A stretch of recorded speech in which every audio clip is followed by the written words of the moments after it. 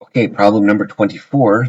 The sea ice area around the South Pole fluctuates between 18 million square kilometers in September to 3 million square kilometers in March. Assuming a sinusoidal fluctuation, when are there more than 15 million square kilometers of sea ice? Okay, so let's start our graph at January. So x equals 0, that's January. So that's going to be January. This is February, this is March. April, May, June, July, August, September, October, November, December, January. Okay. Now, one other thing too is that since we know, and I'm gonna take back what I just said. Let me take those back. I'm looking at this and realizing that I have two values that I know for a fact. One value is that it's 18 in September, and it is 3 in March. So instead of shifting values so that things will line up 100%, I'm just going to go ahead and stick with 1 being January, 2 being February, 3 being March, and so on and so on. Let's say that this is 3 million kilometers squared, and let's say that this is 18 million kilometers squared. Okay, so I know in March it's going to be down here, and I know in September, January, February, March, April, May, June, July, October, or August, September, right about here, is going to be 18 million, so right up there. And if I kept going, since this is December, January, February, March, we'll be back down to here again. And so now I have my cosine function, obviously. Not the best drawn. And we know it's going to come back up. I just don't know exactly where that's going to be here, but it doesn't matter. This is the graph that's in question right now, because this is the only part of the graph that I really know 100% when I draw it, because I know that I have this point here, I have this point here, and I have this point here. And I know the halfway point between here and here, I should have my high point. So September should be my high point in between. So what am I looking for? I'm looking for all values. Let's assume that this is my 15. Right about it here, I'm looking for this period right here. So I want to know what this is, and I want to know what this is. And I can't assume that I'm lined up properly, because I obviously didn't. I drew this by hand. I can't assume that I'm lined up properly. But according to this graph, I need to know what this is right here, and I need to know what this is. Because if I were to take the cosine of this value, I'll get this output. And anything in between, I will get this output here. And that's the only output that I care about. That's the only x that I care about, is any x that's going to give me a theta that if I take its cosine, I'm going to get any value in between these two values here. Again, it's going to be a compound inequality. So let's write down a sinusoidal function and see if we can get it. So f of x is equal to what? Well, what is my amplitude? Well, first of all, I need to know what my midline is. My midline is right here. That's 21 over 2. That's 10.5. That's going to be 7.5. And it's going to be negative 7.5 times cosine. And that's just right, bx minus c. And that's going to be plus 11.5, if I'm not mistaken. 18 plus 3 is 21 divided by 2 is 11.5. I need to know my period, and I need to get my C value. My C value is easy. It's 3. So I just need my B value. And my B value is the number of months. That's 12. And we've done that before. That period is going to be equal to pi over 6. So if I rewrote this in the following way,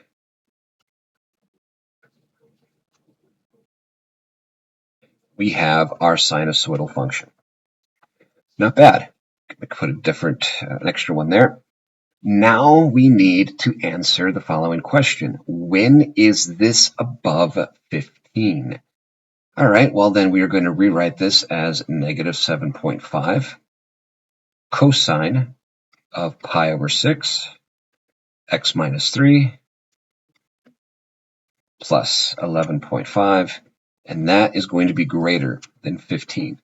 So we need to do some math. That's going to be 4.5 divided by 7.5, which I do believe is 0.6. So 4.5 divided by 7.5 is 0.6. So let's go ahead and that's going to be 3/5. So negative 3/5. So cosine of pi over 6 x minus 3 is less than negative 3/5. Less than again because I divided both sides by negative value. Same idea. I need an x value that when I solve for this, I'm going to get a theta that's going to give me negative pi over 3. Let me rewrite that. I need a value x that when I simplify this, I will get a theta that will give me, when I take the cosine of that theta, I'm going to get negative 3/5. Let's take the inverse cosine and figure out what that's going to be. So let's get the calculator out. So that's going to be 0.6 negative, very important, radians, inverse cosine, and that's going to be 2.214. So let's write that down. The cosine theta is 2.214. So I know that exactly at 2.214, right here, I am going to have, if I were to take that cosine value and then apply everything else here, multiply it by negative 7.5 and add 11.5, I will get 15. Okay, I will get 15. If I applied this theta, cosine of 2.214, multiplied it by negative 7.5, and then added 11.5 to it, I can show you, just so that we're on the same page. Let's take this value. Let me take the cosine of that, which is negative 0.6. If I were to multiply that by 7.5,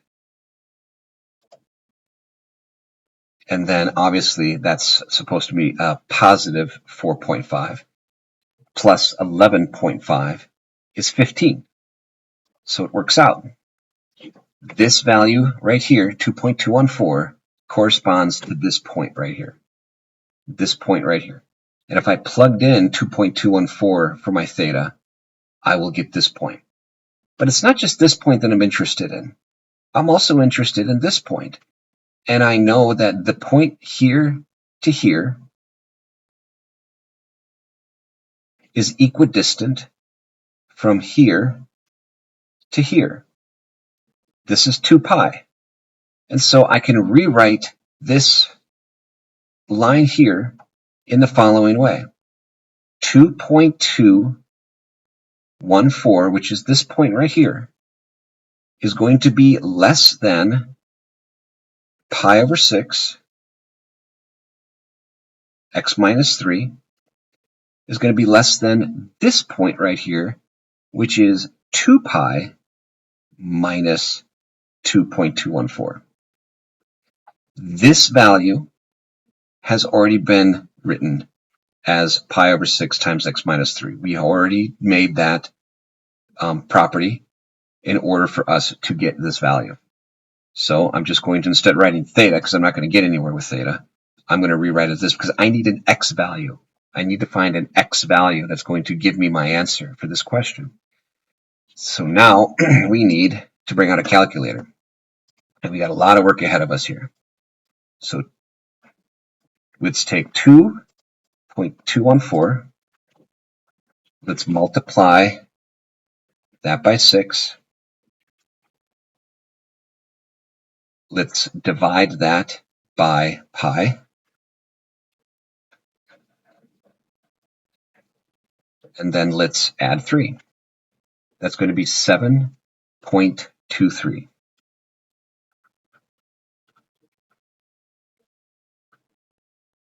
Let's do the same thing over here.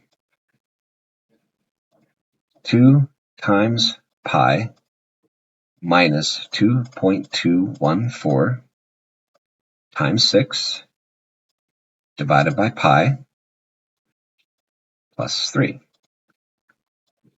is going to be 10.77.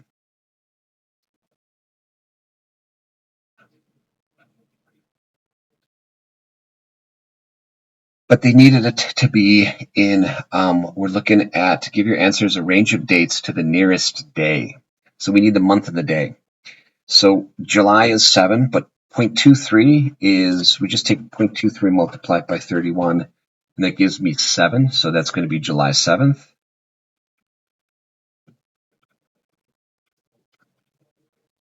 Same thing, 10 is August.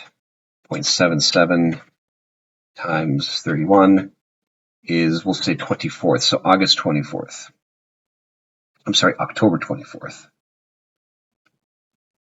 And those are my dates. That's when the ice sheet is going to be above 15 meters between July 7th and October 24th.